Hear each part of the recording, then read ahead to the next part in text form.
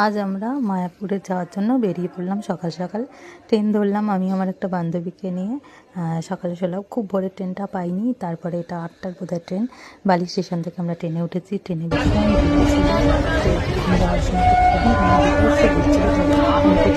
উঠেছি তখন অতটা ভিড় হয়নি। এরপরে ওখানে নেমে বিষ্ণুপ্রিয়া নেমে আমরা টোটো করে নিলাম ওখান থেকে। তো টোটোতে করে নিলাম, তো রাস্তাঘাটে সেরকম ভিড়টা ছিল, ভিড় হয়েছিল। তো আমি টোটো করে ওই একটা সানগ্লাস কিনছি করছি, কখন করতে আমি কোনো পাচ্ছি না। তো আমরা ওই মানে ঘাট থেকে লঞ্চ করতে যাচ্ছি, করে যাচ্ছি। তারপরে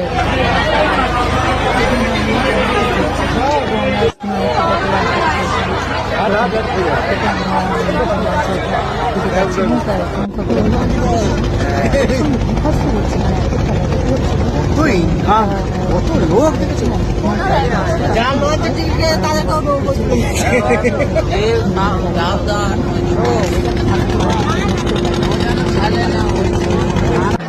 আমরা পৌঁছে গেছি মন্দিরে ঘরে ফটো তুলে নিচ্ছি।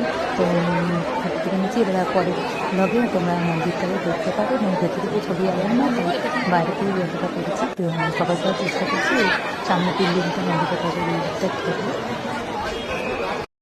এর পরে একটু মন্দিরটা ঘুরে ঘুরে দেখি একটুখানি মানে সব ফটো তুলছি যাতে দেখা যায়। মন্দিরের ভিতর ভীষণ ভিড় ছিল, বিভৎস ভিড় ছিল, কিন্তু অদ্ভুত ব্যাপার যে আমি যখন ভেতরে ঢুকলাম মন্দিরের, তো একজন দাঁড়িয়েছিলাম জুতো নিয়ে, আরেকজন আমি গেছি।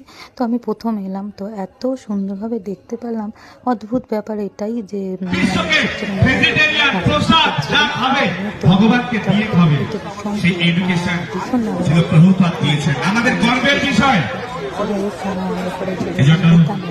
আপনারা গীতা মেলায় এসেছেন, প্রত্যেকে প্রয়াস করবেন গীতা সংগ্রহ করবার জন্য। আমরা গীতা পড়ে রথযাত্রা হচ্ছে পাকিস্তানে, এই জন্য আমরা এটা আবার একটু মন্দিরের ছবি তুললাম।